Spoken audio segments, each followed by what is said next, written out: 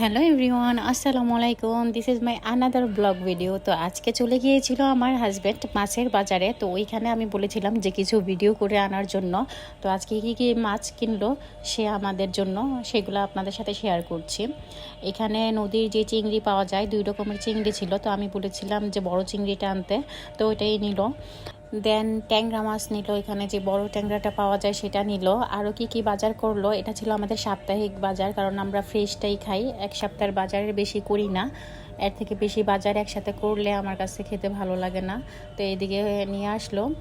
গুলশা মাছ ছিল এখানে, আর হচ্ছে এখানে চিংড়ি ছিল নদীর, আর এখানে দেশি কই মাছ ছিল, যেটা ছোট ছোট সাইজের আর কি। আর সাথে এখানে ছিল কাচকি মাছ। কাচকি মাছটা অলওয়েজই আনা হয়, কারণ সবাই অনেক পছন্দ করে কাচকি মাছটা। আর এখানে মুরগি এনেছিল 2টা। আর এখানে ছিল নদীর পাঙ্গাসের যে বড় ভাগাগুলা পাওয়া যায়, ওইটা নিয়ে আসছিল বাচ্চাদের জন্য। আর আমার আদা রসুন ব্লেন্ড করতে হবে, তাই আমি বলে দিয়েছিলাম আদা রসুন প্লাস হচ্ছে গিয়ে পেঁয়াজ আর হচ্ছে লেবু টেবু সবজি এগুলো নিয়ে আসার জন্য।